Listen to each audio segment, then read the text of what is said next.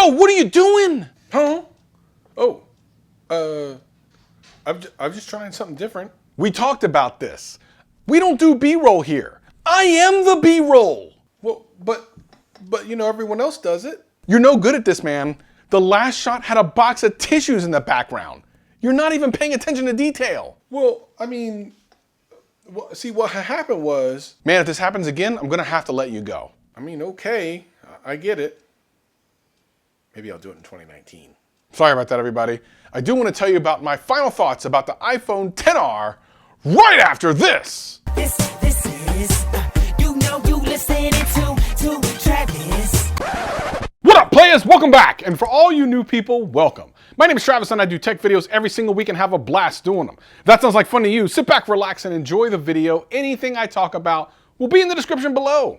But for now, let's get into the video. So I've had the iPhone XR for a couple of weeks now, and I think I have enough data gathered that I can give my final decision. Or at least as much as you can for having a phone for about 3 or 4 weeks. You know, the thing is pretty cool, and it has a lot of the things that I knew it would. It does a lot of things that I knew it would, but there's a couple of surprises, at least for me. And one of those surprises is literally happening right now.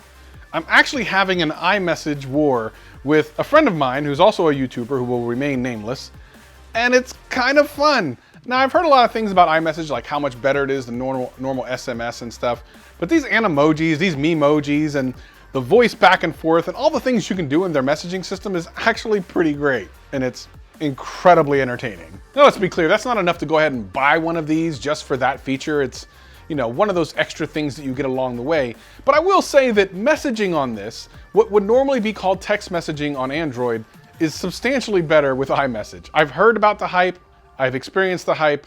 Hype's real, but I will be honest, at no point have I put my main SIM into this phone and made it my #1 phone for the day. As a matter of fact, I've actually left it at home a couple times. There's a couple of reasons for that, and most of them are things I just need to get over. One of those things is the iMessage, like I talked about before.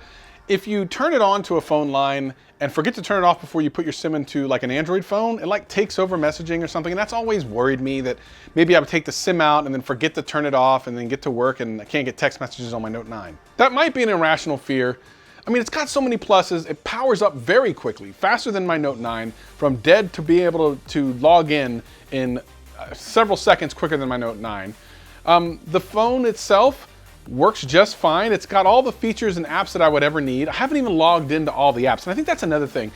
I actually have to go back in and log into all my apps, but that's one of the things Apple does really well. So I noticed when I went from my old iPad to my new iPad that it actually kept me logged into certain programs. I mean, not all programs, but a lot of programs, which saves a tremendous amount of time, and it's not something that happens really on the Note, at least when I go from one Note to the other. I think it's supposed to, but I've always had to log into all of my apps. And with my iPhone XR and my iPad, I haven't actually had to do that. I've logged in once on either one or the other, and it's logged in on the other. And recovery from a completely wiped device is a dream. Now, you can do it on Android devices, don't get me wrong, and it's actually gotten a lot better over the last couple of years. But I just have to say that there's something a little bit better about it on the Apple side of things. But again, there's some other things that I don't really care about on the XR, which are reasons why I haven't made it my primary phone. And of course, the #1 thing that keeps me from taking this everywhere I go, no notification light. It's a simple thing, but when you're on Android, you get used to it. And no, I don't want to have to buy an Apple Watch, an extra $300 just to tell me if I have notifications. And I still feel that's one of the places that Android shines over top of Apple. I think the whole notification window is even better. Like just the way you interact with notifications and the way you can do things, to me, seems better. But again, the battery life. I mean, this thing's definitely a pro. The battery life on this thing is excellent, lasts more than all day. I can take pictures all day long, use social media, make phone calls, whatever I need to do on this thing, and I'm gonna have battery left to go at the end of the day. Now, the Note 9 has been excellent. It's taken a 4,000 milliamp hour battery to do it, but it's excellent. But man, it is kind of nice to never have to worry about it. Like I've never had to worry about plugging this in or putting it on wireless charge in order to get me through the day. Also, the size of this thing's kind of interesting. It feels more like thick, like pudgy out to the sides. You know, like a shorty. This is my shorty phone. Now, as far as recommendations go, should you get the XR? I think that you break this down into a couple of different segments. #1, if you're an existing iPhone user, and really that comes down to one thing. If you have a phone that's older than the 7 or 7 Plus, yes, you should absolutely get a XR. But if you have a 7 or a 7 Plus specifically, Well, that's kind of a toss-up. The 7 still really performs well on iOS 12. There isn't really a reason you need to get one, but I will say it is nice to have a smaller phone with a bigger screen. There's something to be said about that. And of course, like I said in my original video a while back, there's no reason in the world you should be buying an iPhone 7 now. Like, that's just silly. Don't do that. I would also recommend this to people who are wanting to test the waters in Apple. Like, I love the fact that this is my first iPhone. The face unlock is phenomenal on this thing and on the iPad Pro. I'm so happy with it that I really wish that the Note 9 was quite as good. Now, the Note 9 is excellent, don't get me wrong, but this thing is snappy. And those extra couple of milliseconds make a difference in the experience. I will just say that face unlock is it. That is the jam. I don't feel the need for a fingerprint sensor anymore. But if you have an existing iPhone that's like a 10 or even an 8, you don't need to get a XR. That's just the silliest thing you can do. There's really no need for you to do that. But if you're a hardcore Android fan, this probably isn't going to change your mind. Listen, it's a great phone. It's excellent. The performance is great. The battery life is great. If you gave it a real chance, you probably would like it, but it's not going to change your mind.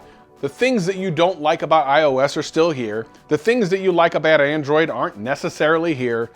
And no matter what I tell you, including the fact that updates are done across the board at the same time, probably still won't be enough. But if you're open-minded, this is really an excellent piece of hardware.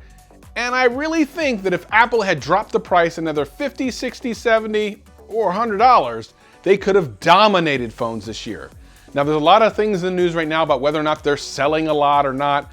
I'm not going to get into that. Only thing I know is they created a good piece of hardware at a pretty good price that if they dropped a little bit more would be an excellent price. So at the end of the day, I'm keeping the XR. I like it.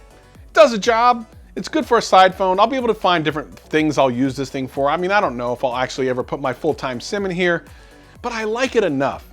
It's staying with me. And I think that says a lot. If this video helped you out in any way, hit that like button, hit that subscribe button, hit that notification bell. And if it didn't, hit that like button, hit that subscribe button, hit that notification bell. I'm here every single week, having a blast. Hope to see you again real soon. Peace and love, peace and love.